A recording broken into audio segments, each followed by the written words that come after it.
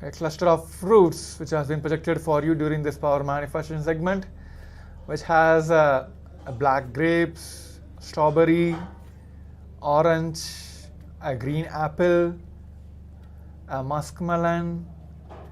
So it has multiple colors and multiple fruits which was projected to you during this power manifestations.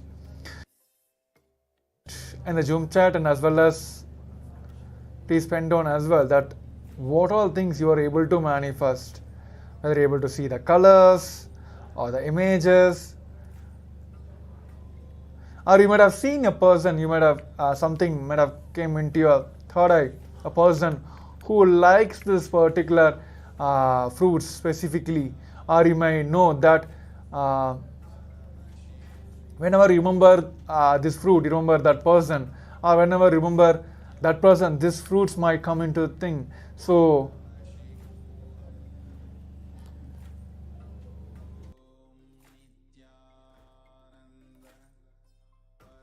later.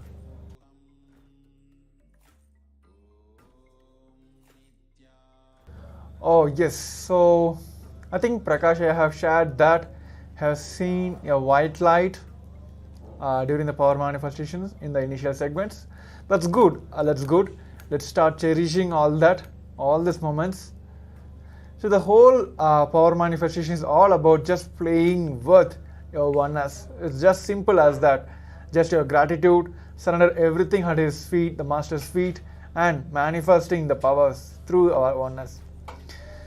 So yes, keep posting that.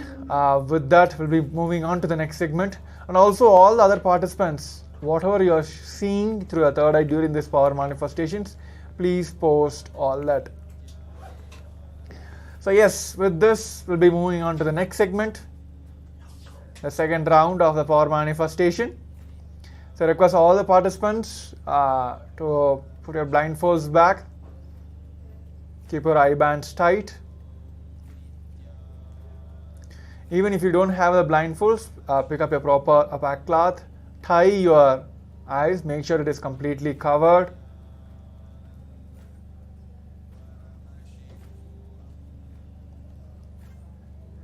Just visualize Swamiji is sitting on your third eye, and you can just manifest the power. Let him see through your third eye and reveal the answers, whatever is being projected for you. So yes, let's sit straight, make sure your blindfolds are proper. With that intense visualization that Swamiji himself is manifesting this power, sitting in your third eye, just manifest the power of third eye. Let's intensely chant the Mahavakya. Om Nithyananda Paramashivoham. Om Nithyananda Paramashivoham. Om Nithyananda Paramashivoham. Om Nithyananda Paramashivoham. Om Nithyananda Paramashivoham. Om Nithyananda Paramashivoham. Om Nithyananda Paramashivoham. Om Nithyananda Paramashivoham. Om Nithyananda Paramashivoham. Om Nithyananda Paramashivoham. Om Nithyananda Paramashivoham. Om Nithyananda Paramashivoham. Om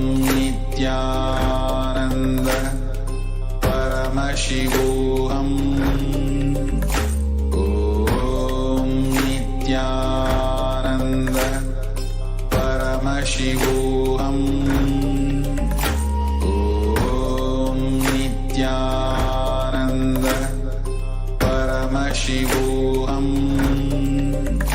Om Nithyananda Paramashivoham.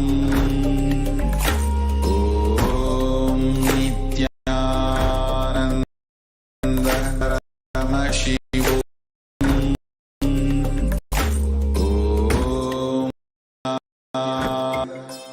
Paramashivoham.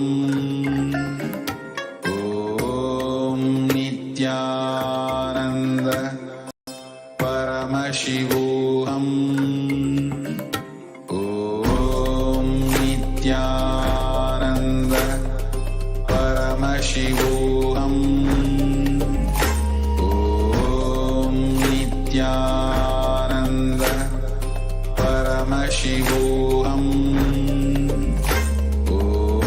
Om Nithyananda Paramashivoham. Om Nithyananda Paramashivoham. Om Nithyananda Paramashivoham. Om Nithyananda Paramashivoham.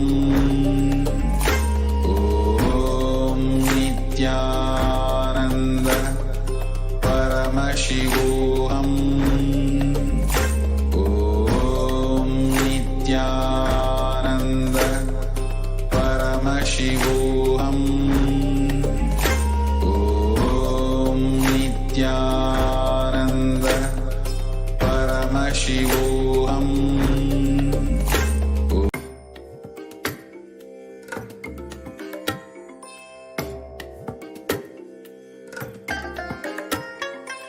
I bless you all. Let you all open all your three eyes and manifest the powers of Mahasadashiva. Om Nithyananda Paramashivoham. Om Nithyananda Paramashivoham. Om Nithyananda Paramashivoham. Om Nithyananda Paramashivoham. Om Nithyananda Paramashivoham. Om Nithyananda Paramashivoham. Om Nithyananda Paramashivoham. Om Nithyananda. Verifying our answers. I request all the participants to pen down what Swamiji have revealed during this segment. And other participants, I request all of you to, whenever power manifestation happens, please do participate fully, because this helps throughout the Paramashivoham. Each and every segment is programmed in such a way that the power manifestation helps you in the entire completion process and other breakthrough segments you're going to have this part of the Paramashivoham, and those segments will help you manifest more and more powers. It is like completely interpacked.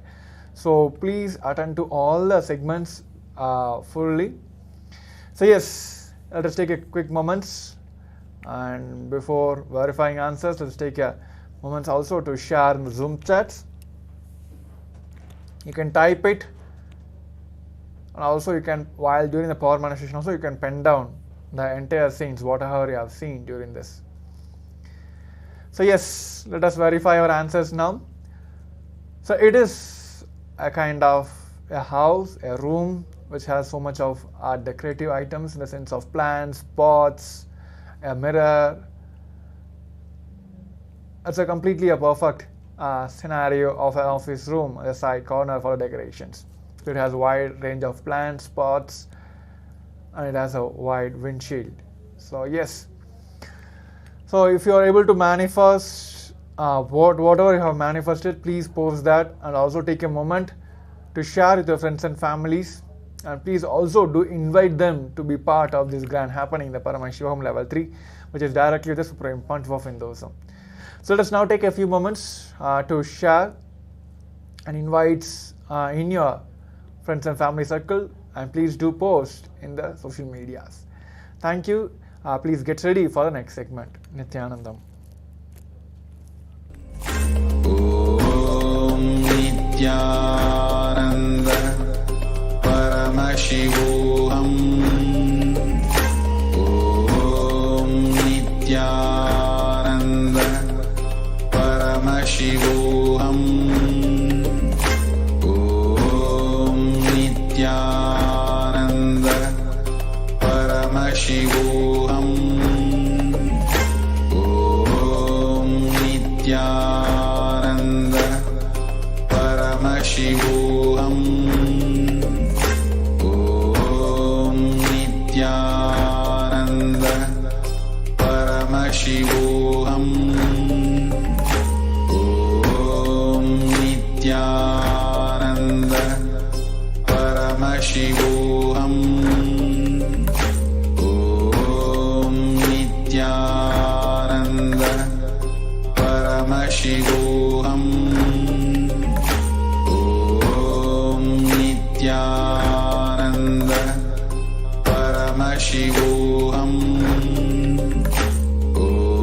Om Nithyananda Paramashivoham. Om Nithyananda Paramashivoham. Om Nithyananda Paramashivoham. Om Nithyananda Paramashivoham.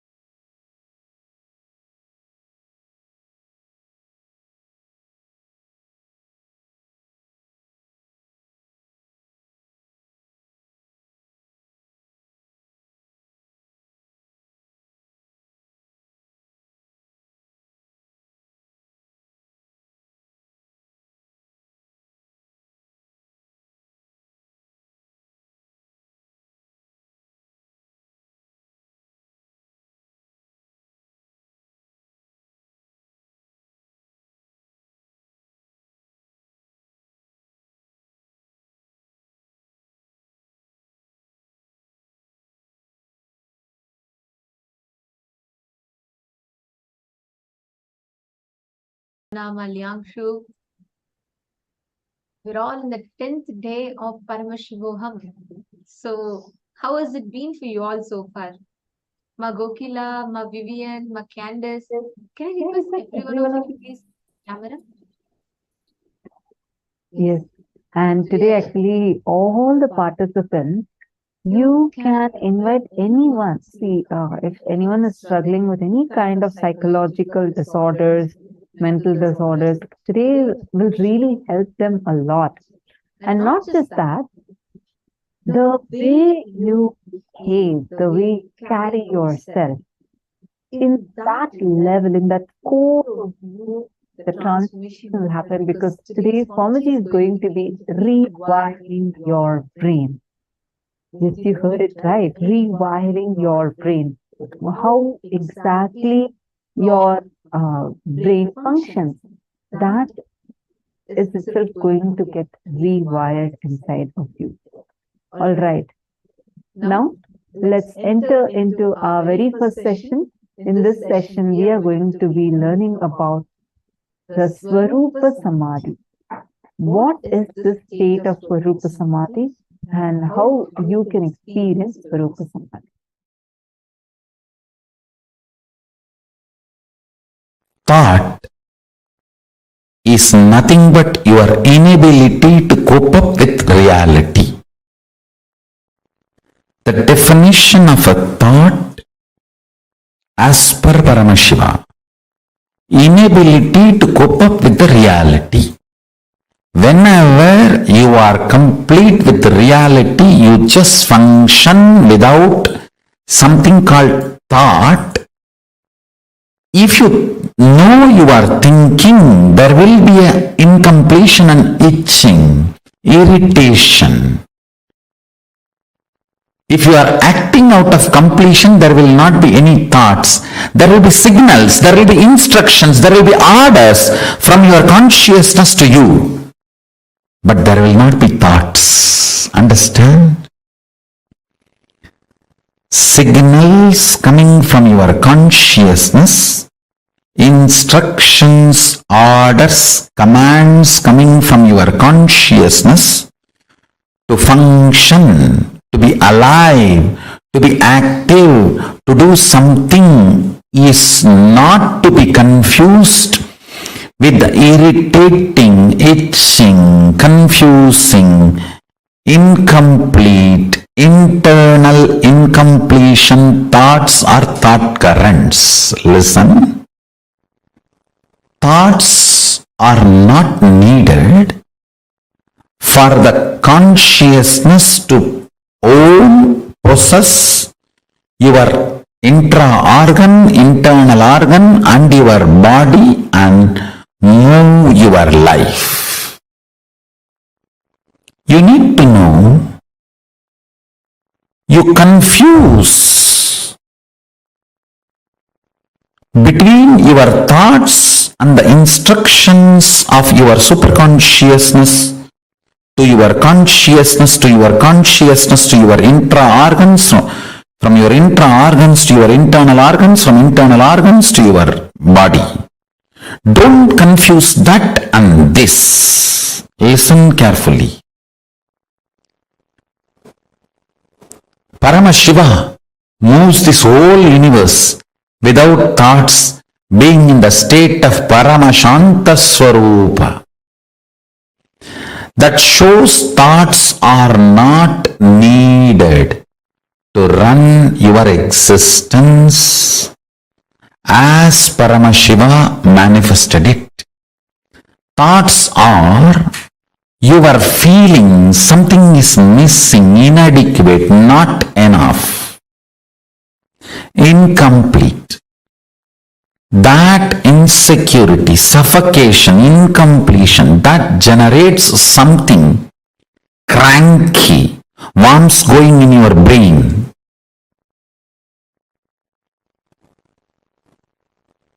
Parasites running in your intestine.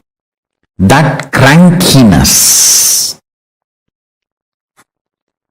the thoughts and thought currents generated by that crankiness, is not needed to run your life. This is the most powerful, important cognition you need to cognize. Understand, Hinduism fundamentally does not believe in belief system or faith system.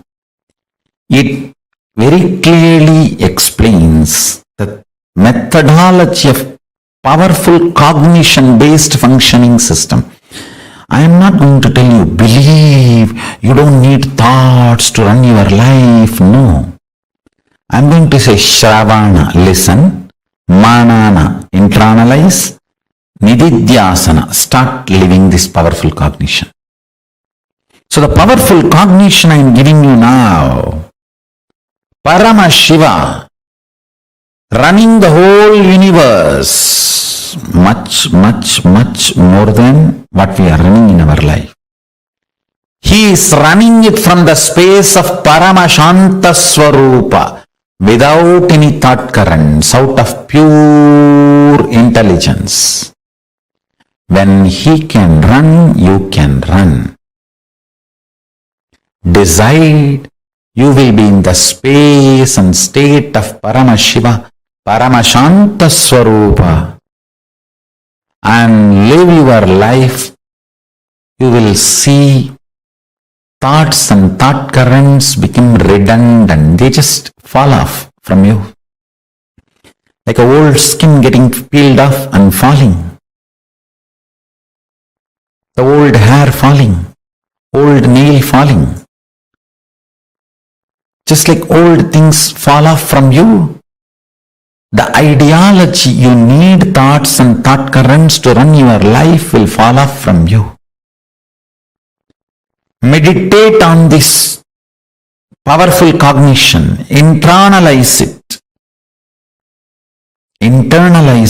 manifest it. Do Shravana Manana Nididhyasana of Paramashanta Swarupa, Paramashiva, who is so big, he does not need thoughts even to run this whole universe. Even to run this whole universe, he does not need thoughts. Why do you need thoughts to run your life? Too small.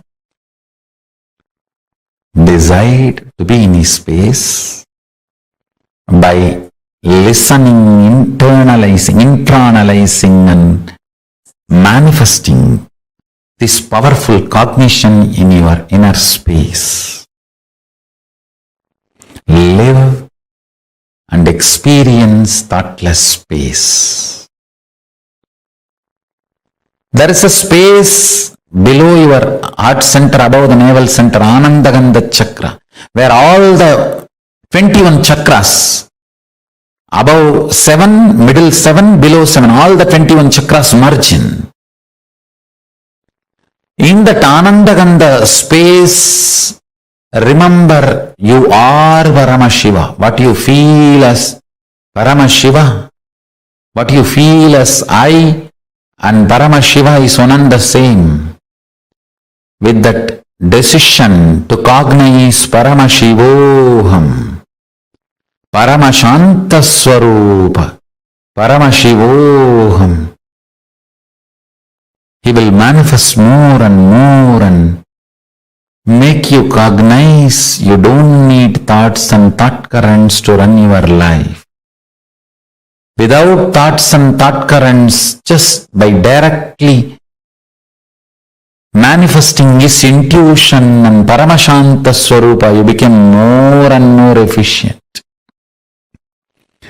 more and more energetic, more and more alive, more and more spiritual, more and more strong, more and more enlightened. Your breathing and his breathing is one and the same. Please understand, this is the real good news he wants to tell you. If you are breathing, he is breathing inside you. Your breathing touches his breathing and comes back. Every time when you are inhaling, goes in and turns to come out, it touches his breathing and then comes out. So where your inhaling breath takes a turn as exhaling breath, that is where he is residing, he is available to you. His breathing and your breathing connects, only then takes a turn. That space is Paramashanta Swarupa.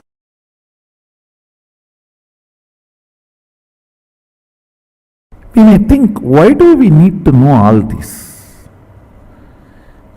If you know these basic understandings, you can map them in your life in multiple level, and it can strengthen your balance sheet.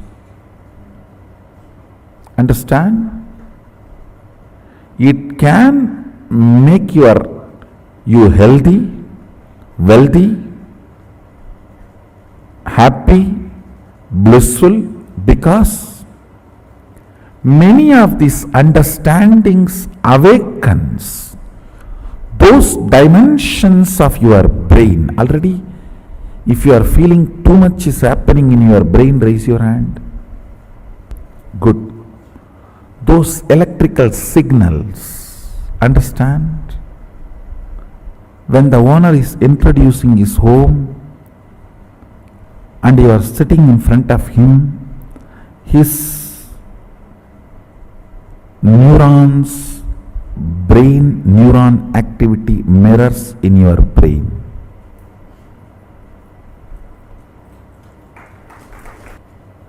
Bindu is life, Amritattva is life which cannot be dulled, reduced, diluted by length, breadth, depth, time. Kala. Amritattva is the space on which time does not have a say. A cloth, even if you lock it inside a vacuum box for 10 years and then take it out again, you will see it is already withered. No weather would have operated on it, but time operates on it.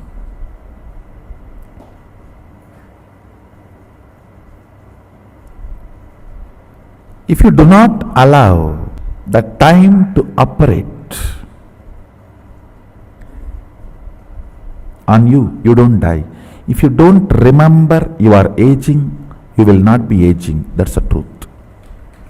A remembrance of aging ages you.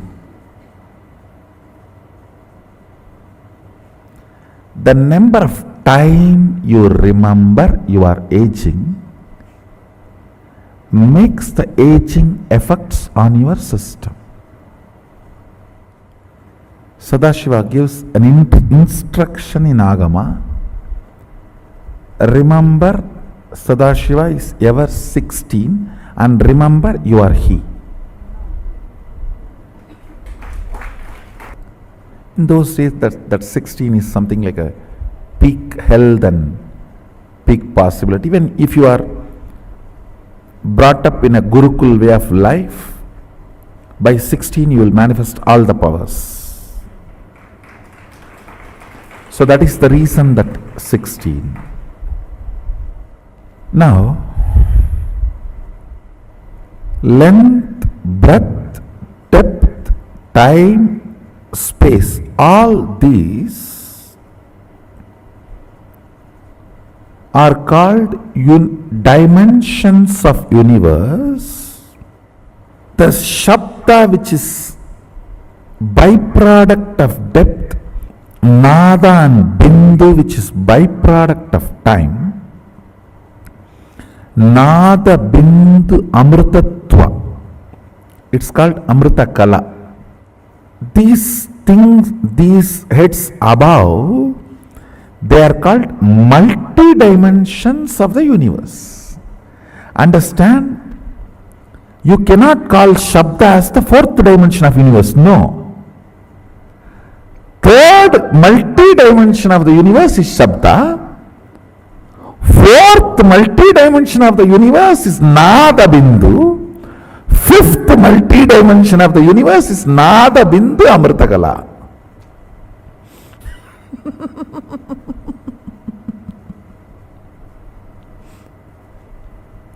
How many of you are understanding the statement?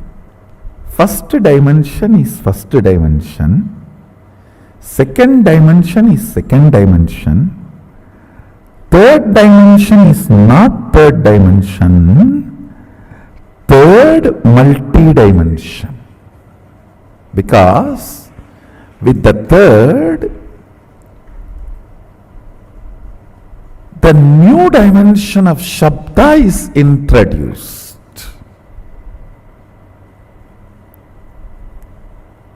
Which cannot be called as dimension because we are using the word dimension for 4th, 5th, 6th, 7th.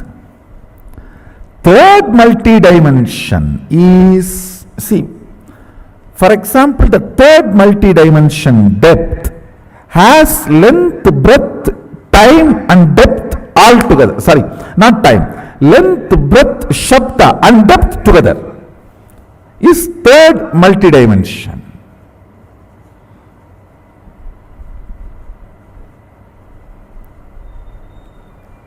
You should know why our masters describe gods with multiple heads. Fools are those who criticize the forms of our Hindu gods, who do not know the universe. They say, why so many heads, so many hands? You don't know. You know only handicapped persons. You do not know multi-handed persons. You know only headless chickens. You do not know multi-headed beings. Third multi-dimension holds length, breadth, depth and Shabda. The fourth multi-dimension holds length, breadth, depth, time, Nada and Bindu. I do not want to use the same word Shabda for Nada, because Nada with quality of life is no more Shabda. For example, Shabda can be called as a raw, precious metal you have. Nada is like you sold that metal and have a currency, cash in your hand, which is more active and useful and available for you. Shabda is raw, Nada is refined. And when it comes to the next space multi-dimension, there that Nada also I don't want to call as Nada, Nada Kala. It is no more just Nada, it's Nada Kala. It is not only the cash you have, it has become an object or a product what you want to have directly. It's like a 3D printer.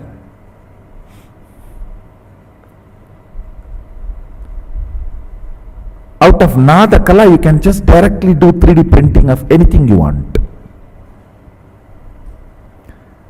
Above the Nada Kala is Bindu Kala. Above the Bindu Kala is Amrita Kala.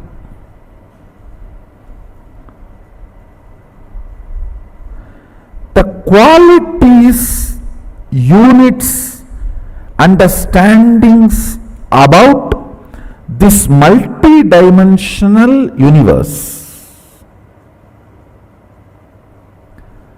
as two important use. One, please understand, all of you are now going to meditate. What meditate? Going to remember your original Swabhava Swarupa of Mahasadashiva. I am not just introducing me, I am introducing you to you.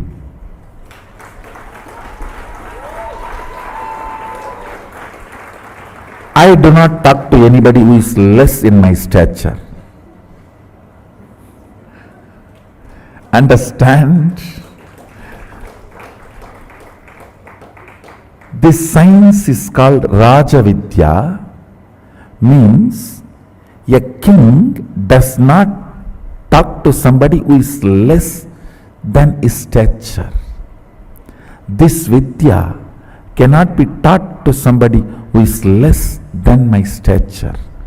If I am teaching you, understand, you are same of me. The moment you decide to learn, you are same of me. I have a Shastra Pramana where Mahadeva Mahasadashiva says, eternal age of 16 years. That's a beautiful word he is telling. He is not saying the 16 which comes after 15 or before 17. He says eternal age of 16. If he says meditate me as 16, you may think before 17 and after 15, that's 16. No. Just pick up the 16 and freeze it into eternity. That is why he is using the word eternal age of 16 years. The quality of the 16 should be absorbed and frozen into eternity. Let me read out the original verse for all of you. Panchasyam dasadortandam spatigabam trilochanam shantam chandrakalachutam sarpasannada satchatam mantrasimhasanasinam swetapadmo paristitam kundalaihi karanai haraihi katistutro darabantanaihi keyuraihi kataikaishchaiva channa viraischamut samyutam shodasap yutam kantam suprasannam smitananam sulam parasu katkancha vajram vagnim cha dakshine abhayam pasamanyancha kantam nagankusautata vamahasta katam dhyayet anyatacha nigatyate prasalpaya katvanka shakti stulastu savyata vame damaru sarpaksha malendivara purakaihi. Eternal 16 means the 16 which comes before 15, before 17, after 15 has its innate quality of becoming 17. He does not want the 16 which will become 17. He says the 16 should be picked up and made it into eternal.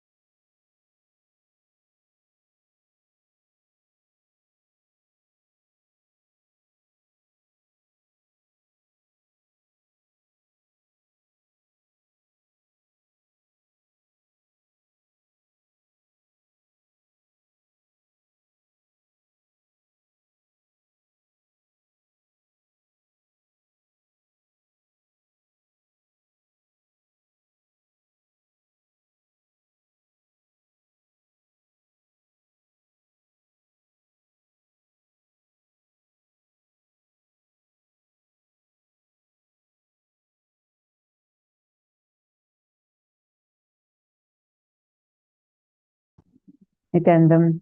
Now, very beautifully, Swamiji had explained to us, saying how important Samadhi is and what is the Swarupa Samadhi and how Paramashiva, what Paramashiva means by eternally being this 16-year-old. What are the clicks that each of you had in the session? Please take a moment and share that with us. What are the clicks you had?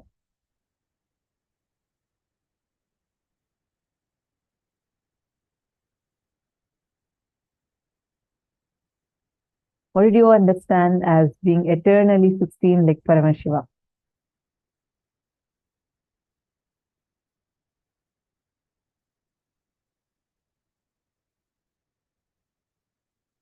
Come on, all the participants that are here. Nataraja Priyai or Nataraja Priyai. Wow, such a beautiful name. Come on, Ma Bhavati and Ma Puluwong, Ma Anandeshri, Elizabeth Silva.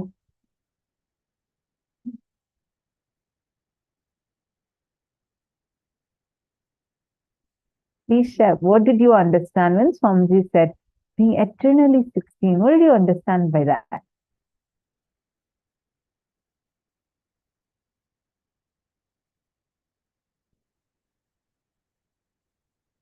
Mayogi Rukini, what is the meaning of being eternally 16? Oh, beautifully Swamiji described it. Let's see who's going to pose. And Swamiji said, being eternally 16, what kind of eternally 16 does Paramashiva want us to be in? Please take a moment and share. To imagine without the hindrance of 15 and 17. Beautiful. Yes, that's right. Prithvi Prasad. Now, what do you understand by that? What does that actually mean to you? What does Paramashiva mean? Like when Swamiji says, without the hindrance of 15 and 17, meaning it's not the normal 16, where the 16 innately has the potential to become 17, but the 16 that you need to pick up and make it as eternal for you. What did you understand by that? Like literally, actually, if you just see how Swamiji is, you will really feel like Swamiji is living this principle exactly. One, like how Swamiji exists, right? Like the activism, no matter what, the activism that Swamiji has inside. You will see that even if time passes, years passes, that activism, that who he is, will not change. It will just be intense, intense and intense. Thinking in age is aging in you. 16 is considered the pick of you to manifest anything power. Eternally 16. Okay. So, and Devika Rani has posted eternal 16 means take the age 16, freeze it and make it eternal as Paramashiva. Beautiful. Yes, that's what Swamiji told, right? So now we are going to be meditating on this form of Paramashiva. Shodasabda yutam kantam suprasanna smitananam. Today, we are going to be experiencing the darshan of Bhagavan Mahasadashivamurti, and we are going to be experiencing a brain awakening. When your brain gets awakened inside of you, the way your being just manifests to you would be like so amazing. Like the kind of being that just manifests through you would be literally that 16-year-old Paramashiva, how he is, the Shodasabda Yutankantam Suprasanna Smitananam. He will start manifesting through you. Now, it's time we all are going to be entering into the first form manifestation. And joining us, we have Manitya Shambhavananda, who's going to be taking us through the first round of power manifestation. Are you all ready? Just sit, visualize the form of Paramashiva's Mahasadashiva Murti with 25 heads, 75 eyes, 50 hands. Take a few minutes, close your eyes, and really visualize. Try to visualize Paramashiva exactly looking like this.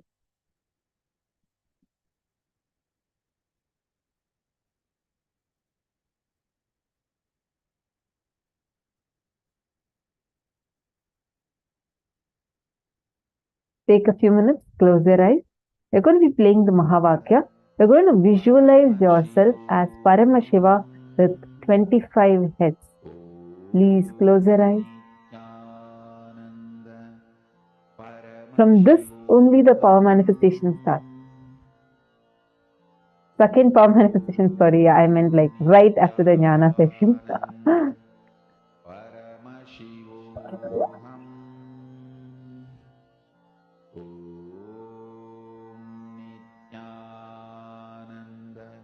Close your eyes. Visualize yourself. Literally, you should visualize.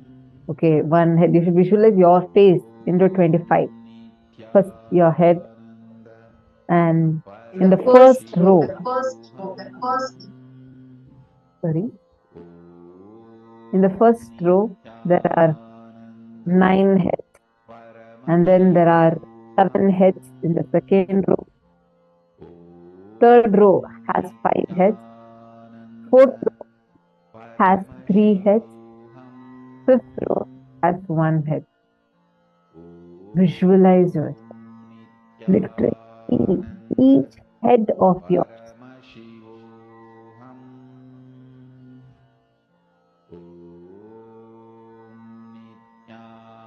Sit as the form of Paramashiva, Mahasadashiva Murti. Visualize yourself with 25 heads, 50 hands, 75 eyes. And sit in that eternally youthful, supremely auspicious form, that eternally 16 form of Paramashiva.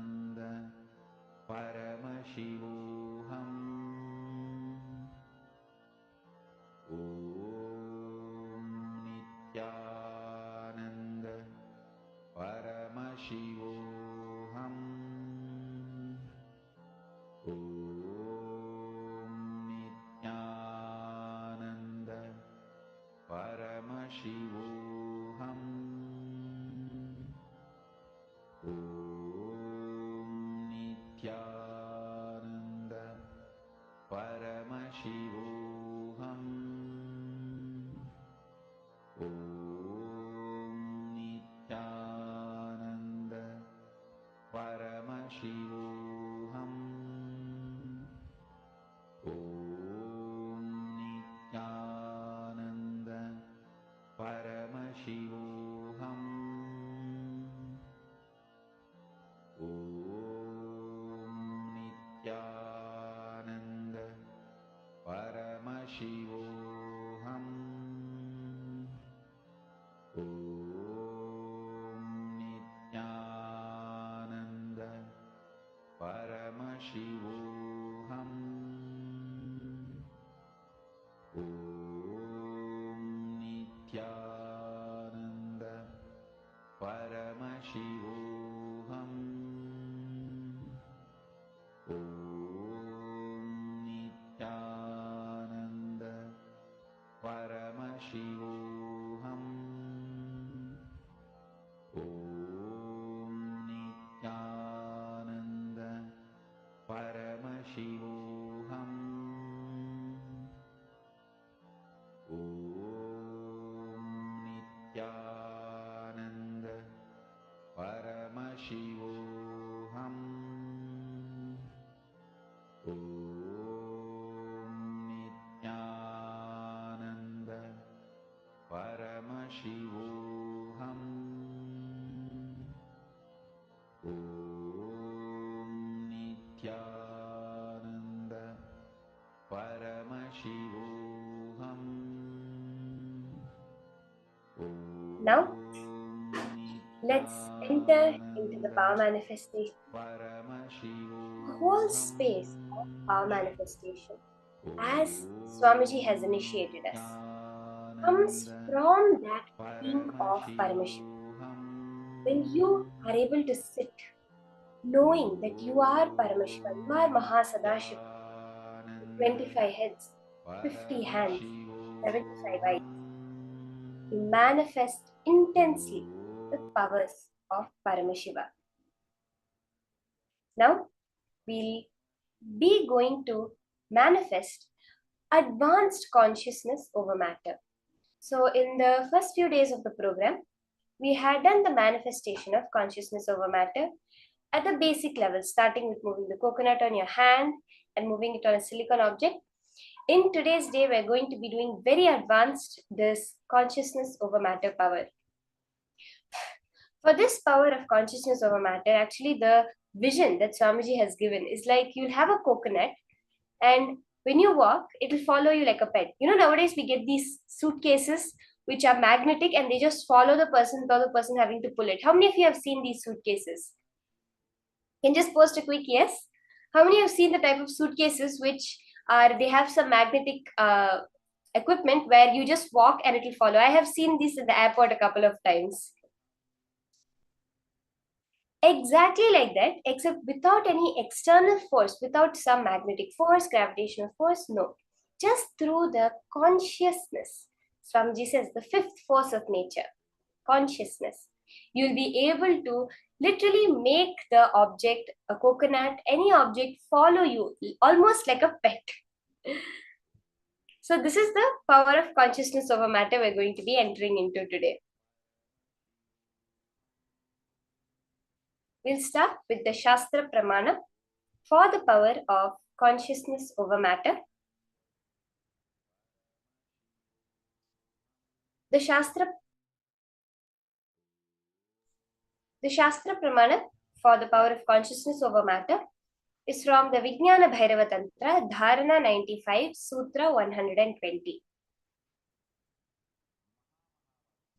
Kvachid vastuni vinyasya shanai drishtim nivartayet tajnanam chitta sahitam devi shunyalayo bhavet.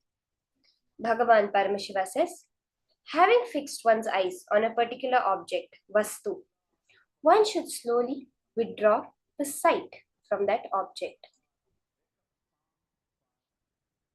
As well as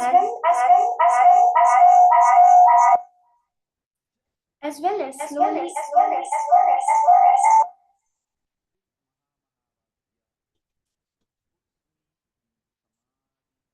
sorry for the technical glitch. Having fixed one's eyes on a particular object, one should slowly withdraw the sight from that object as well as slowly eliminate the knowledge of that object along with the thoughts and impressions of it. Then, O Devi, one abides in Shunya, the state where there is nothing other than this exists, which is the state of all-inclusiveness or infinity. So powerfully, Paramashiva reveals the science behind the power manifestation, where when you are able to not perceive, when you have gone beyond the perception of an object as separate from you, then automatically you experience that state of infinity, which is the space, the being of Mahasadashiva, being all pervasive, being everywhere at once.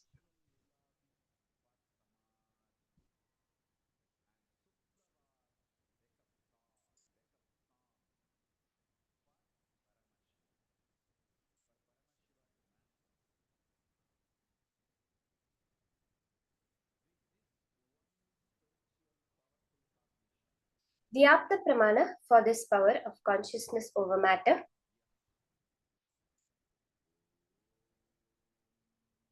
we see from the life of Abhirami Bhattar.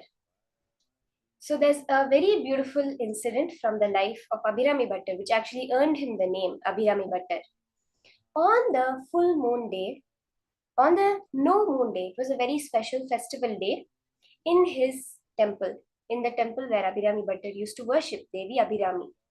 It was the Tai Amavasya, which is in the month of Tai, in the Vedic month of Tai, the Amavasya day, which is the no moon day, the time where this moon is not seen in the sky due to the shadow.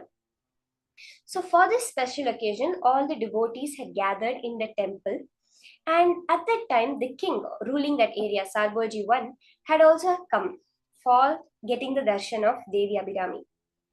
So Abhirami Bhattar was lost in meditation, in the samadhi space, just having that form of Devi inside his being, the brightness, he was lost. So he did not realize that the king had come. Usually the respect paid to the king is everyone stands up and lets him go. But Abhirami Bhattar, who was lost in that meditation, did not pay his respects to the king. So the king asked, who is this man? What is this? He became curious. And people said, no, he's a madman, because it said that he saw Devi in every woman. So any woman that came, he would run and go fall at their feet, calling them Amma, Amma, Mother, Mother. He would go and fall at their feet. So a lot of people in that area called him a madman. So they just told the king, no, this is a madman, don't bother about him. But the king was a little more curious. He said, no, sometimes even great saints look like madmen. So let me just test him. He goes and asks Abhirami Bhattar, what phase of the moon is it today? The thing was, Abhirami Bhattar was lost in the dhyana on Devi Abhirami. He only saw the bright form of Abhirami in his inner space. So brightness, seeing that brightness, when he was asked this, he said, today is the Paurnami day, today is the full moon day, which is actually the exact opposite. So the king got angry with him and said that today night you will be killed if the full moon does not rise. After some time, when Abhirami Bhattar came out of the meditative state, he realized what had happened, and he was very clear. He went to Devi Abhirami and he said, Devi, you told me what to tell. Whatever came out of my mouth was your expression. So now whatever result is going to happen is also going to be your expression. You are going to take care. And that night he hung a plank with 100 ropes over a burning fire. And he chanted a andadi. He composed and sang a andadi, which is with 100 verses. So these 100 verses, as he chanted each verse, he would cut one of the ropes. Very beautifully, the incident goes that when he reached the 79th verse, immediately Devi Abhirami appeared in the sky and threw her earring to form the full moon. This is so beautifully how we see the incident. Then he was given the name Abhirami Bhattar. This is the incident from Abhirami Bhattar's life, of how the consciousness of a matter power at its extreme, that he was able to create a moon in the sky.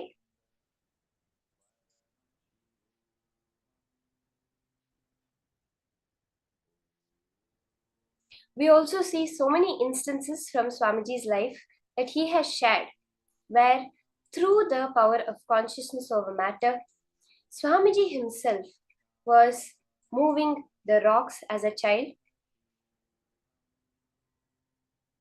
Let's now listen to this incident from Swamiji's life.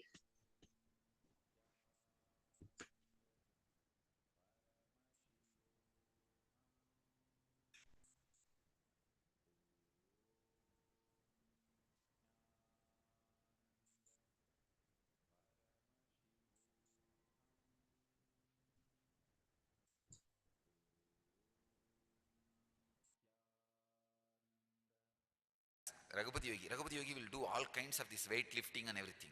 He's a amazing yogic body. He will show visibly the power of yogic body. He will tie the iron rope in his chest and break it, blast it just by breathing. And lift any size rock, just like that he will lift, or he will roll. There is one huge rock in Arunachala hill which has rolled, and at least some 200 feet it has rolled and stopped. Nobody knows how it happened. I know. It's Raghupathi Yogi's work. One day we both were sitting and talking, and he was explaining on Yoga Sutra, when you feel one with nature, nature listens to you. I said, how can that be? He asked me to feel one with the rock. I just contemplated, meditated, and I was feeling one with that rock. Huge boulder. When I was in that ecstasy, he just moved my hand.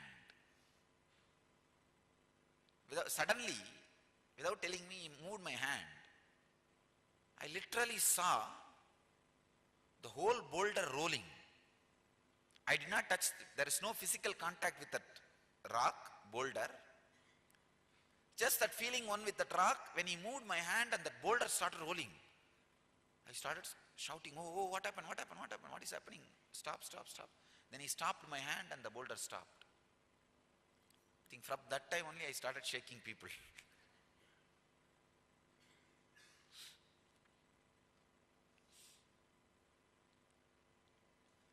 That was the first object responded to my movement.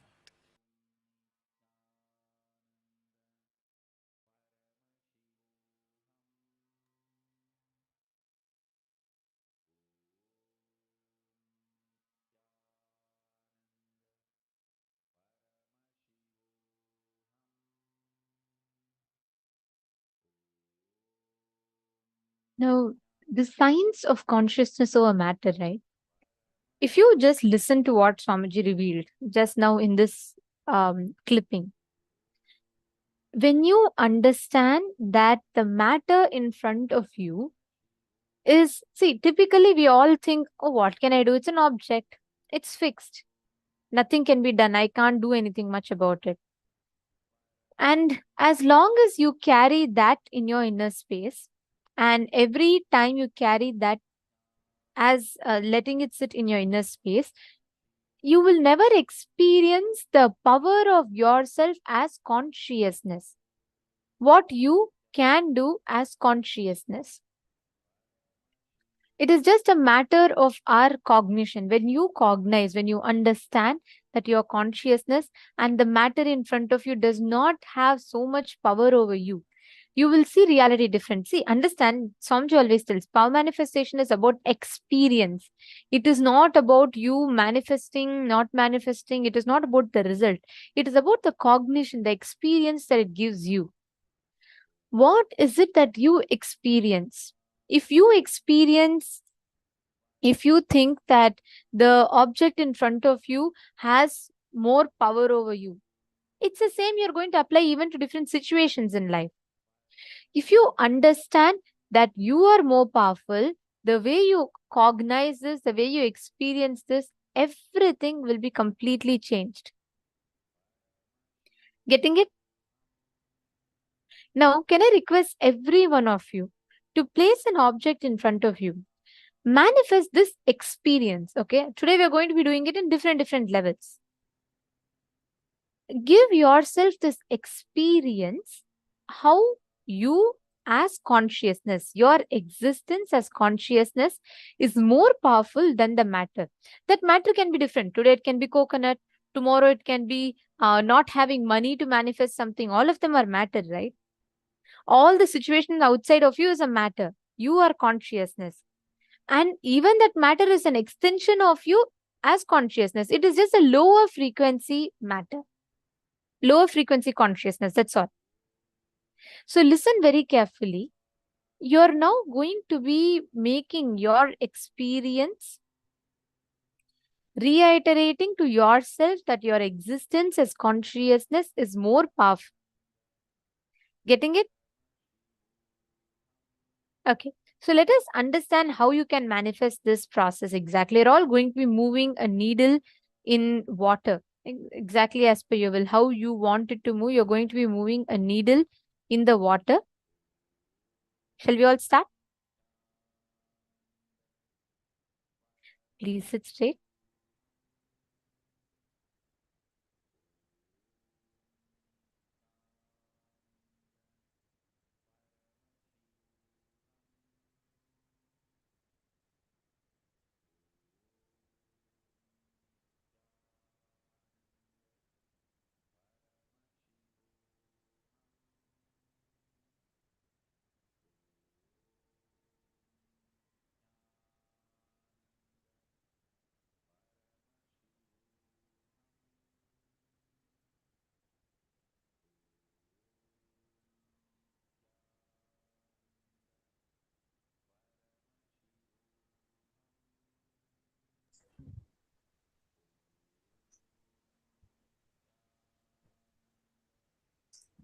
As Swamiji says, intensity and continuity are not two separate things.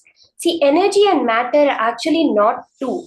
It is our understanding, our belief that what we have been taught from a childhood, that energy is different. Energy, the force, mechanical energy, the electrical energy is different from the matter that is being moved. It is this fundamental thing which is what is the gap. Like Swamiji says, Agastya's battery, if it is charged by someone that believes matter and energy are separate, it will have to be recharged again and again. But if it is charged by someone from the space of consciousness who knows that matter and energy are not two different things, it will retain its charge forever. Yes, you can have a device that will retain its charge forever when you're able to cognize this fundamental concept, this fundamental cognition that matter and energy are not two separate things. Now, let's, from this cognition, start the power manifestation. You can set up the object, the needle in the water in front of you.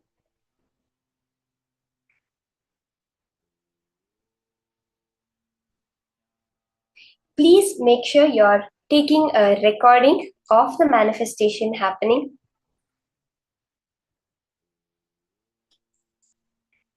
You can set up a timestamp camera or take a before picture and an after picture for the whole manifestation. It will be so phenomenal when you see with your own eyes how the before and the after the changes happen. Many times when the movement happens, it will be very subtle. You will not be able to catch it with your eyes. But when you have taken the picture before and you take the picture after, then you will actually very clearly be able to see the difference. So can I request all of you, once you have set up the object, take a picture of it. If you have a timestamp video camera, that will be the best thing, where live you'll be able to see the movement happening. But if not, you can always just set it up, take a picture, and after the manifestation, take another picture and verify.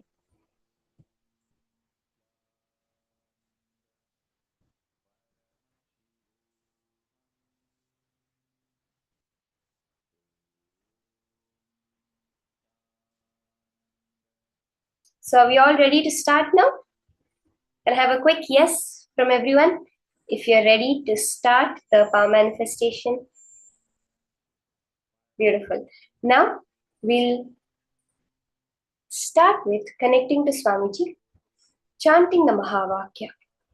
Now, whatever click you had during the session, during the processes, during Swamiji's words, that click is what is going to manifest as your power manifestation.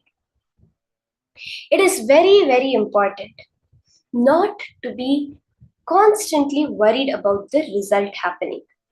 Because the moment you think of the result, you're collapsing it back down to matter. Whether you're in the higher frequency, then you're in energy, you're in a lower frequency, you're in matter. As matter, we are bound by the laws of physics that say that some external force needs to be there for the state of an object to change. Only as energy, we are field interacting with field. We are energy interacting with energy. It becomes a space of oneness. So it's very important when you're doing the power manifestation, go back to the experience.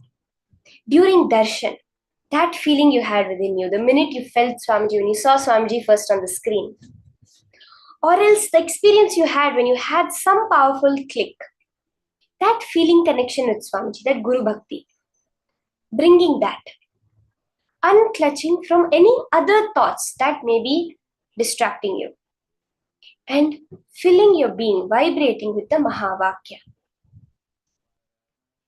You can close your eyes and sit without movement. It is the movement, the subtle eye movement, subtle tongue movement that causes the inner chatter. So sit straight without any movement in your body, in your inner space. Create a will, a strong will. Whether you desire for it to move, whether you believe it will move or not, your will is strong enough to make it happen. Just create that intense will. Vibrate with the Mahavakya. Look towards Paramashiva. You are Paramashiva. There is no more object, as Paramashiva revealed. Remove all the thoughts, impressions, any idea of something outside. With 25 heads, 50 hands, you are sitting as Mahasadashiva, as Paramashiva. Start the manifestation.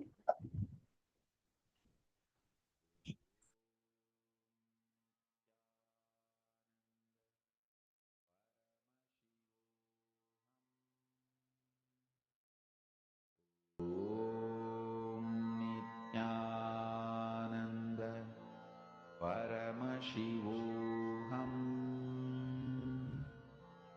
Om Nithyananda Paramashivoham. Om Nithyananda Paramashivoham. Om Nithyananda Paramashivoham. Om Nithyananda Paramashivoham. Om Nithyananda Paramashivoham. Om Nithyananda Paramashivoham. Om Nithyananda Paramashivoham. Om Nithyananda Paramashivoham. Om Nithyananda Paramashivoham. Om Nithyananda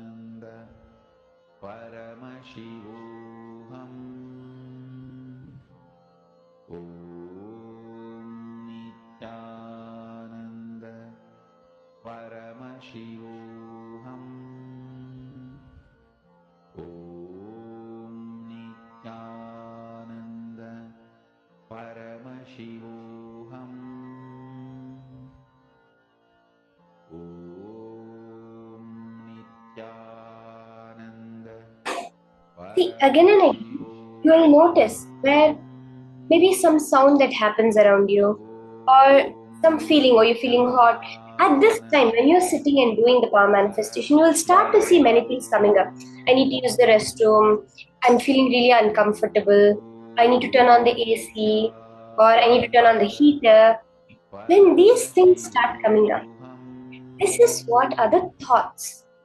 This is what is the identity, the mind, which is coming up. It is those times where it's very important for you to reinforce. I am Paramashiva.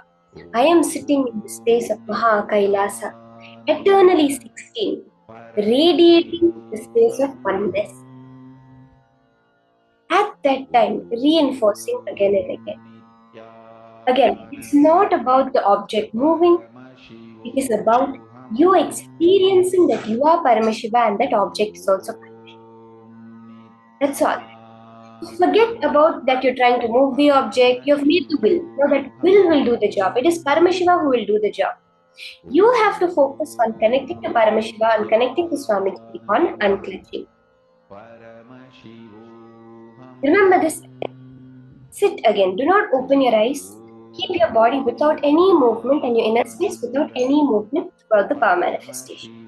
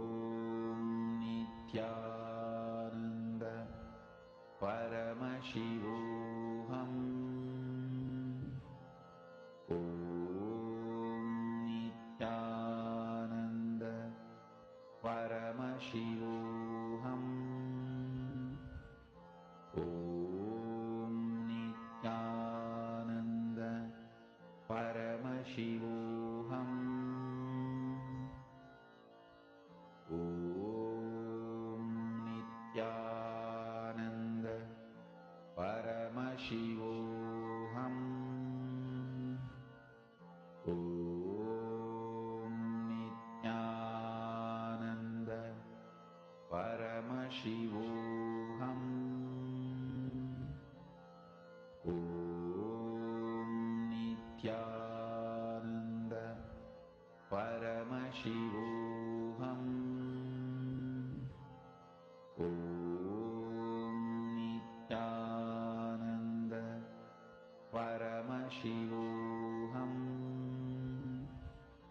Om Nithyananda Paramashivoham. Om Nithyananda Paramashivoham. Om Nithyananda Paramashivoham. Om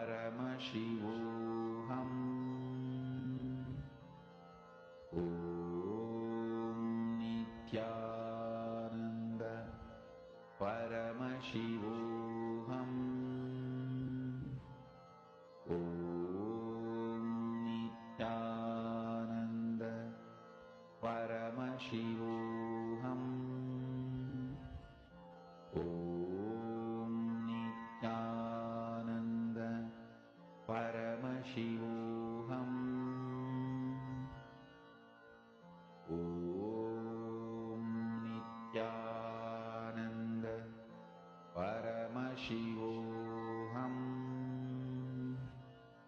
Om Nithyananda Paramashivoham. Om Nithyananda Paramashivoham. Om Nithyananda Paramashivoham. Yes, we can all relax now. Can open your eyes. Take a picture of whatever manifestation that has happened.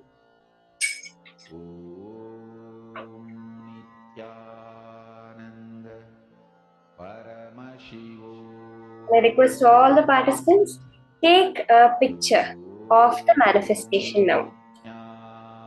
It is this picture that when you will see how the different happens. When you look through your eyes, many times you don't notice what the manifestations that have happened, etc. But when you take a picture, when you look at your video, you'll see the movement, the vibration, the subtle vibrations that always come in the object whenever we do power manifestation.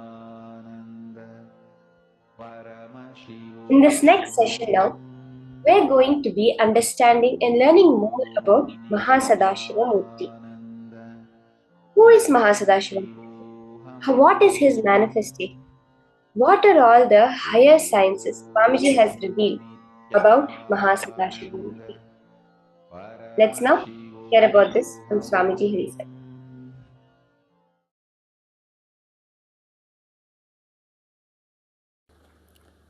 I'm going to introduce some of the fundamental sacred secrets. One good thing, introduced properly, these sacred secrets become just part of your very cognition just by the introduction, because they are real. Give me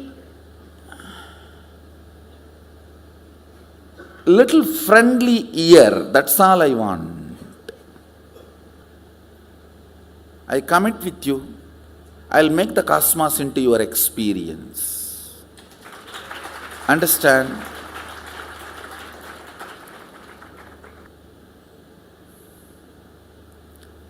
I'm going to introduce cosmology, Vidya Tattva.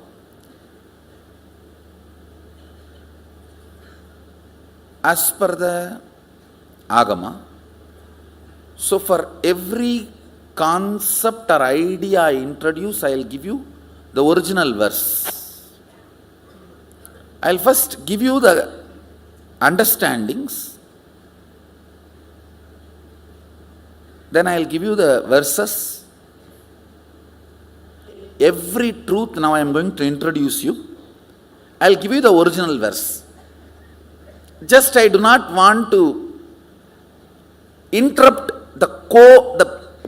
a kind of a continuous understanding, I will give in the end. There is no other tradition like Hinduism gives so much of freedom to revive, rejuvenate, reinterpret. Because it gives so much freedom, we have no right to distort, abuse, hijack. Understand? I am repeating. Because your mother gives you so much love, freedom, trust, you should not harm her. Because she never expects harming from you. Hinduism gives so much of freedom to reinterpret, reinvent, rejuvenate yourself. So you should not hijack, abuse, misinterpret, manipulate. Nothing else is required. If all the Hindu gurus come back to the original Shastra, planet Earth is saved. Nothing else is required. Fundamentally few understanding. Please listen. You are made of the same material in which Sadashiva is made. In Sanskrit, the word dhatu is used. You cannot literally translate that word. The word has no equivalent English word. So, I am creating my own word. Sadashiva wax. I am just trying to map that word dhatu into English. There is no equivalent word. Lot of Agama words have no equivalent word in English because the concepts are too big.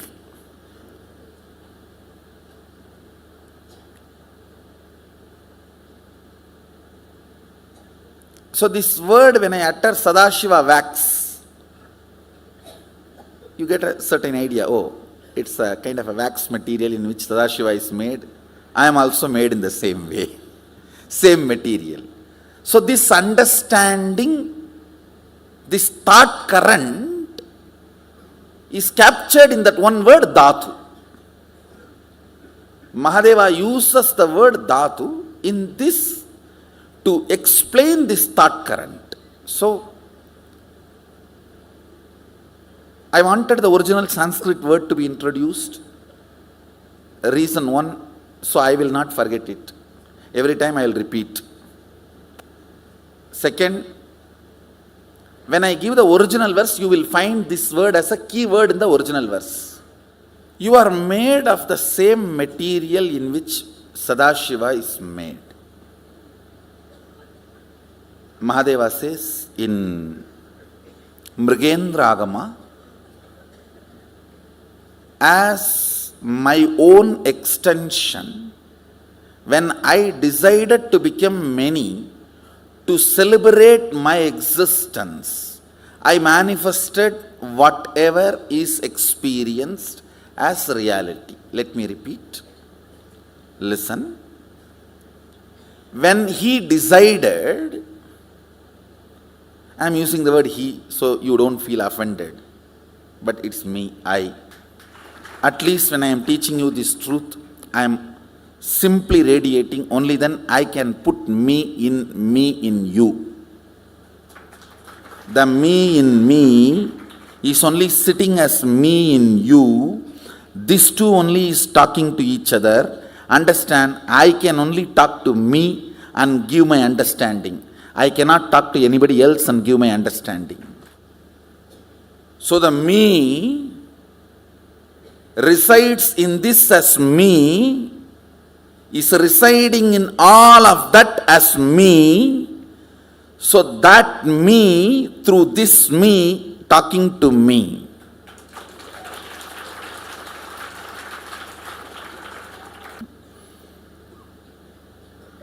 Mahadeva is very clear. Even when you are struggling to realize his existence as you, he is you. Understand? I am repeating. Even when you are struggling with your self-doubt, self-hatred, self-denial, to realize you are Sadashiva, even during that period, you are Sadashiva.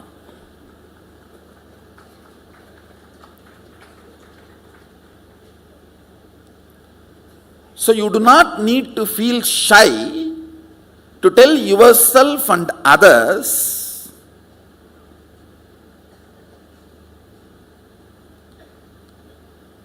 you are made out of the same material wax Sadashiva is made.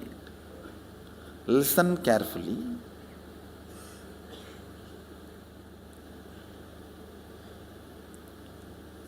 Getting offended is nothing but you so strongly believe you cannot become Sadashiva because you cannot become, I also can't become. Because I have become, I strongly believe you can become. Because you can't become, you strongly believe I have not become.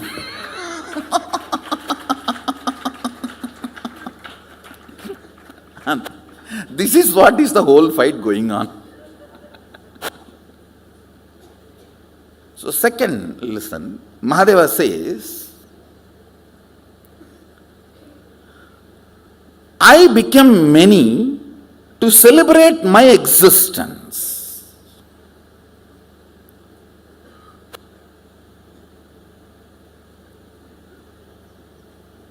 You became many only to celebrate your existence. Anywhere there is no celebration in your life, you forgot, you decided to become many. Listen to this interpretation. Whether the zone of your health, zone of your relationships, in any zone of your life, if you are not celebrating your existence, you forgot, you decided to manifest that. You decided to project that. Because this is too important, understanding you need to have.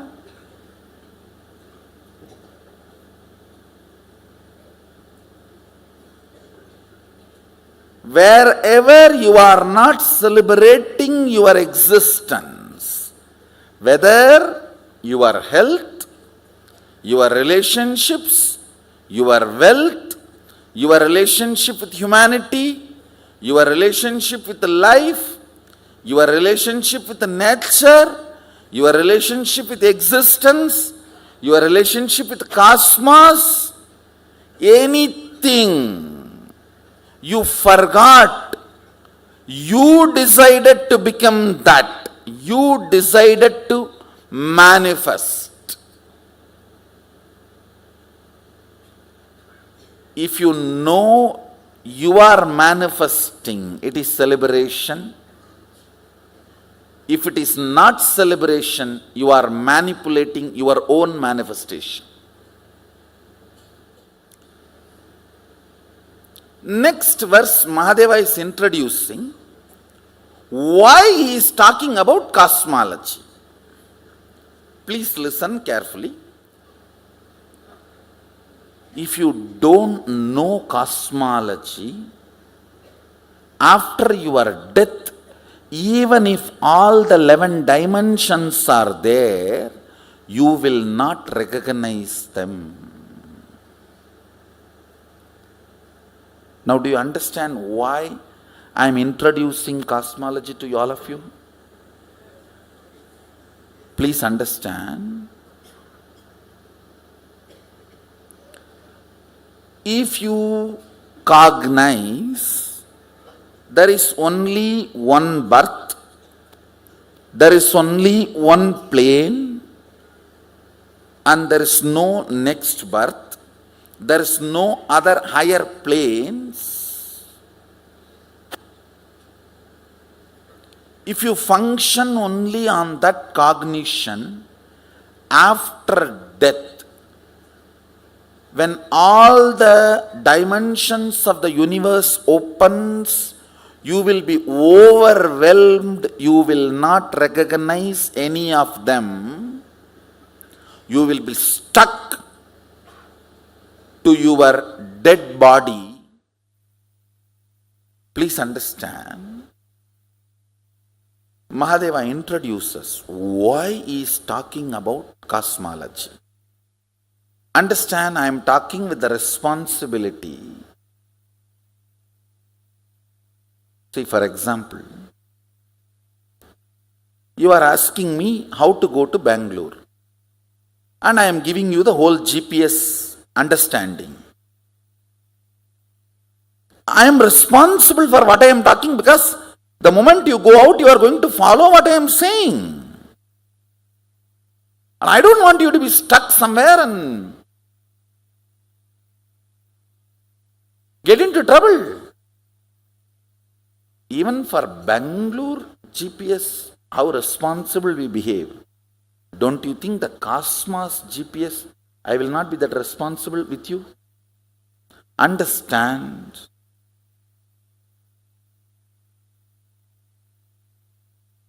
Why I need to insist so much on my integrity? Because many of your old cognitions you may have to give up.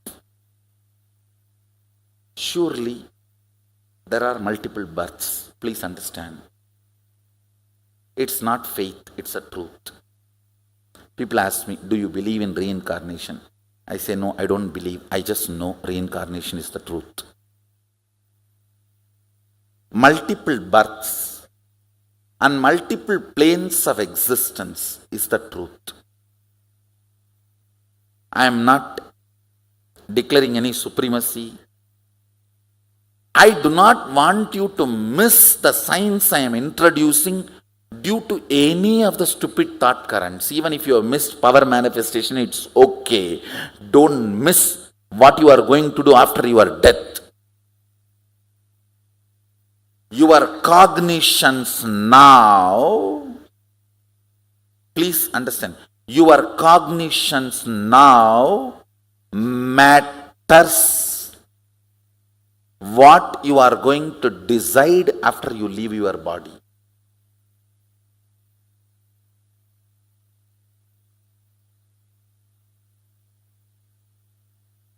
And I give you all guarantee, this whole satsang will be repeated when you leave the body. I'll be there. I'll be there repeating this whole satsang for you when you are leaving the body. Not just satsang, telling you this whole thing.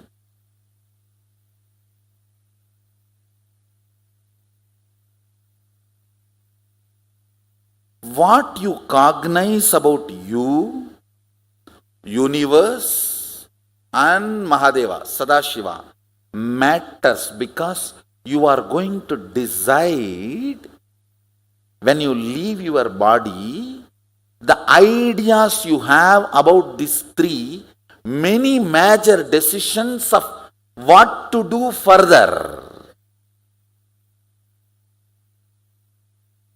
For example, somebody is in a big trouble.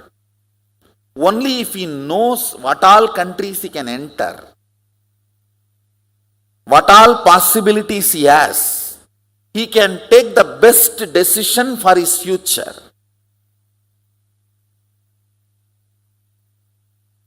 Understand what I am saying? If somebody is banned in one country, he cannot enter that country anymore. he need to know all the choices available for him to design his life further. Same way when you are dead, when this body is taken out of you, you need to know all the choices in front of you. Only then you will make the best decision. Why Mahadeva is introducing cosmology, you need to know. He does three things. He introduces cosmology. Then he gives the methodology to experience it even now while you are in the body. Not after leaving the body. That is separate. That's the first chapter. Second chapter he gives while you are in the body. Third, he gives how to bring the things from that plane to this plane and enjoy while you are in this body. He gives the science of bringing Kamadhenu, Kalpavriksha, Ratna Singhasana, Pushpaka, all that from the other planes and strengthen the existence of this plane. The next truth. Listen very carefully. The next truth. The decisions, actions you do based on the cognitions strengthens the cognition. Listen carefully. Now please listen. Listen. I'll give you an example.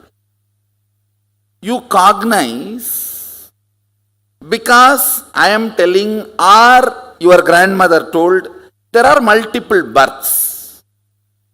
And you make the decisions based on that cognition.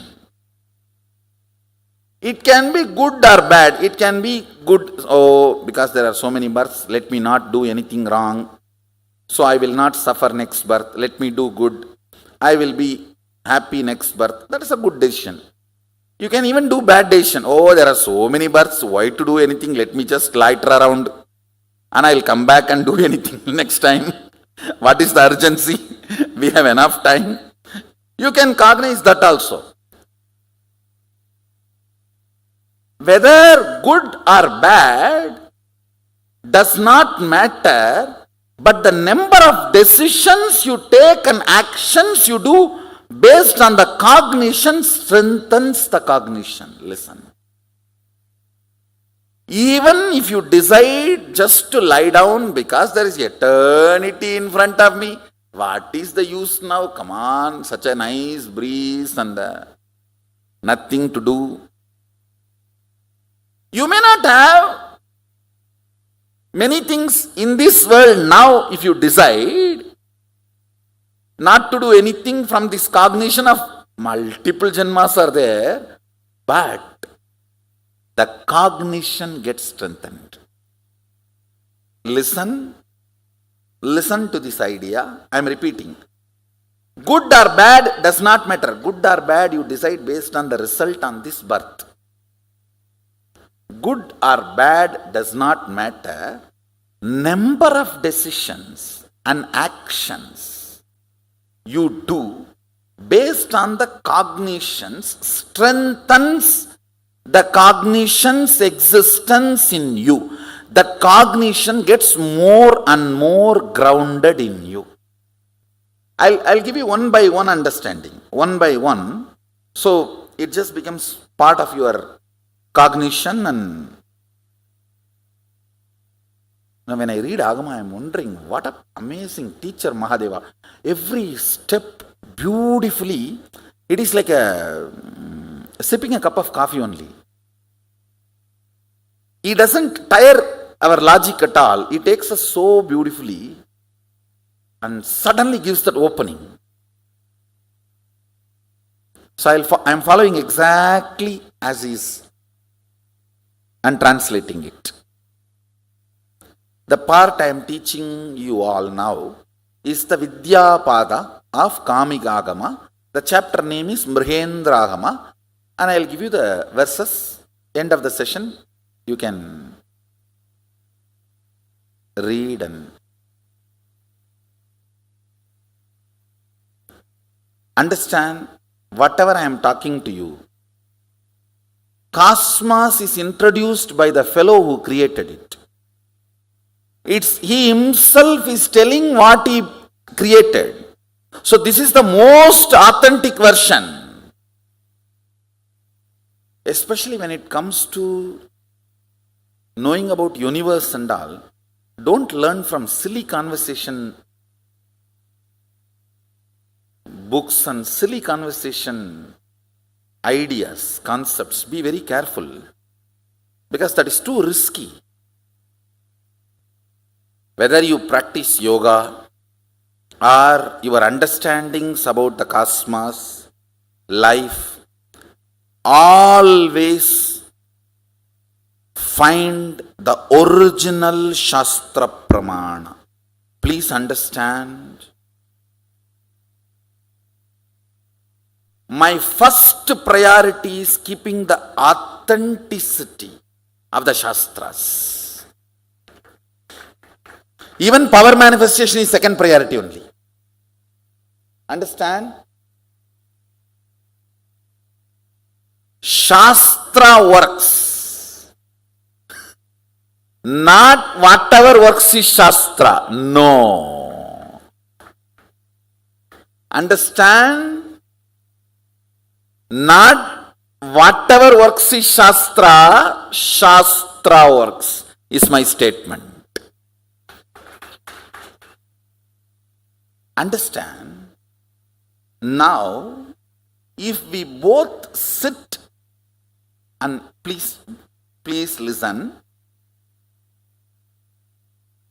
I was telling you each chapter, the first Sattva Tattva, we worked, then Atma Tattva, now the Vidya Tattva, then it is going to become Shiva Tattva. Listen.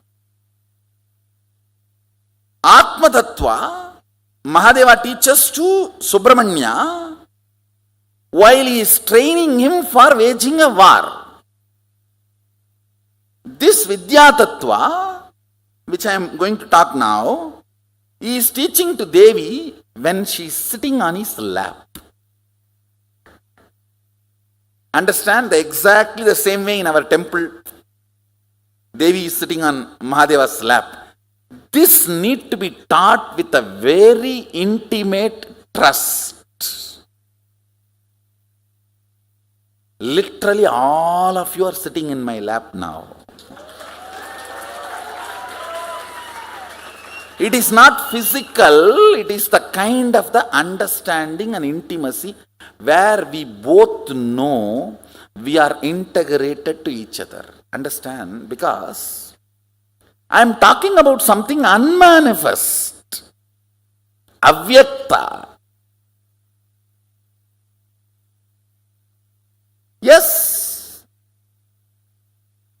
you can be doubting, but what is the result? Waste of your time. How many of you are understanding? Understand. When you get up morning and decide to brush your teeth, take bath and go to your office and attend to your work, earn money, you can decide, because you have multiple births and you are free, it is just because you are enjoying what you are doing. Or you can decide, no, I have only one birth, I just have to squeeze maximum from this planet Earth and bring it under my control and do everything I can within this 100 or 100, whatever time I am going to live. Anything can be the reason why you are doing what you are doing. Whatever is the reason why you are doing what you are doing is going to be more and more strengthened in you by more of the decision and actions of you. How many of you understand this? Come on, listen. I'll give you a few minutes now. You don't need to show to anybody else, just for your own sake. These three questions: what is the idea you cherish in your heart? Do you really feel that you are going to exist after death? Means there is a life after death. First question: do you feel you are going to exist after death? Second, you see, you are not going to show these answers to anybody. It's for you. It's not survey. Understand? It's not monkey survey. It's mind survey. It's for you. It's not for others. Do you feel there are multiple planes in the universe? Yes or no? It's for your own. What you cherish. Do you feel there is an independent intelligence in front of which you are going to be there? When you go and stand in front of Mahadeva, in the throne, you are going to see mirror. You are going to see the mirror in the throne. Means you are going to be there. Whatever stuff you are made of, that same stuff only is going to be there. Anyhow, this is understanding I am giving you. What you cognize. Take 2-3 minutes and pen down your answer. Even if you have confusion, you can answer. You can write that as answer. Just for you to understand. Because these cognitions matter for you to raise your consciousness to the next level.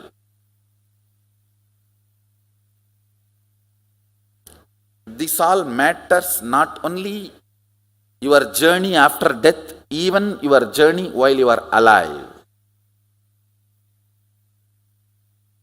It's for you to contemplate and think for a few minutes.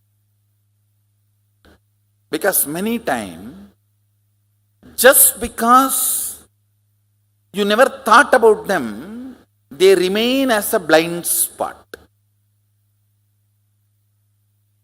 See,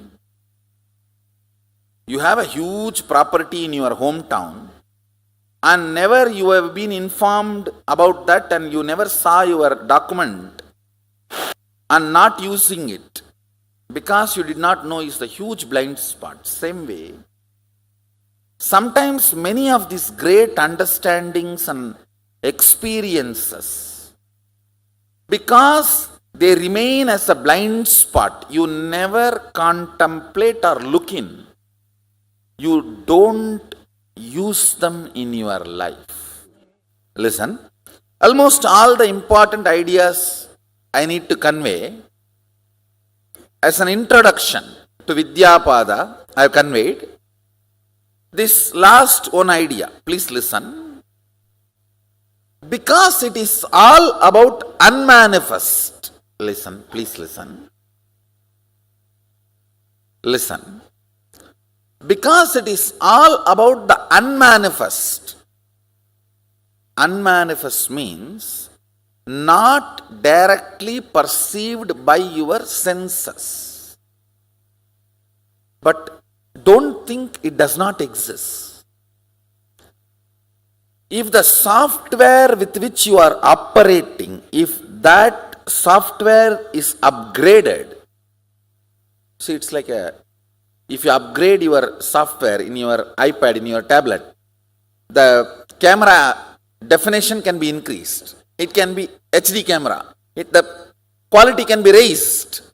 Or the information you capture can be processed in much higher level, in higher frequency.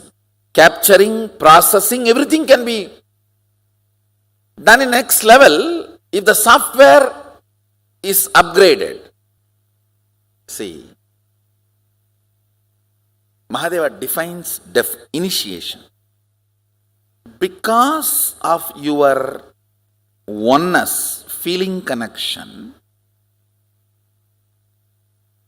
just imbibing, downloading the cognitions of your Guru as your own without wasting time in reinventing is initiation.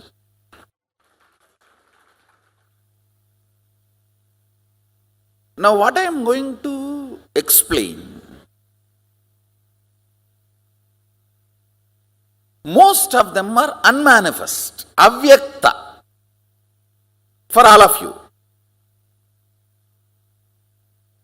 But I am going to upgrade your software, means the material out of which you function. If it is agitation, you will not understand the unmanifest. If it is restful awareness, your connection with unmanifest will become so strong. Unmanifest will become strength of your being. Understand? Ultimately, when unmanifest becomes your strength, your life becomes extraordinary. You are made out of the same Sadashiva wax, same material out of which Mahadeva, Sadashiva, is made. Means ultimate. Whatever is ultimate, that ultimate is made out of some stuff. The same stuff out of which you are made. That's the first thing. Second,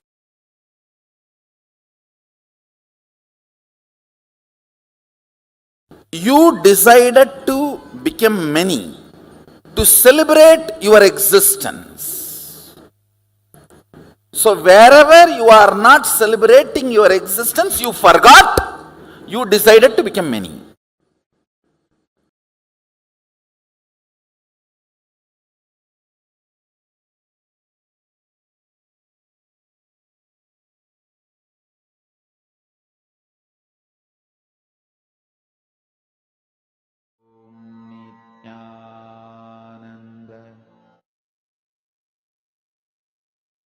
So beautifully, Swamiji had explained to us how we are made of same dhatu, the wax of Mahasadashiva, Paramashiva, and how whenever we celebrate whatever we have made it happen in our life, like whatever is happening in our life, if we celebrate it, then we are very clearly understanding, we start cherishing the cognition we are manifesting it. If there is some manifestation of us that we are not celebrating, it is just that we have not yet cognized it is we who is manifesting. Multiple levels, Swamiji explained this to us, and Swamiji had revealed various levels of powerful cognitions just in this one session, right? So now let's take a few minutes and we're going to go through what Swamiji had revealed to us during this session. Let's take a few minutes and let's go through the beautiful revelations that Swamiji revealed about who is Bhagavan Mahasadashiva Murti. Paramashiva says in Rigendra Agama, as my own extension, when I decided to become many, to celebrate my existence, I manifested whatever is experienced as reality.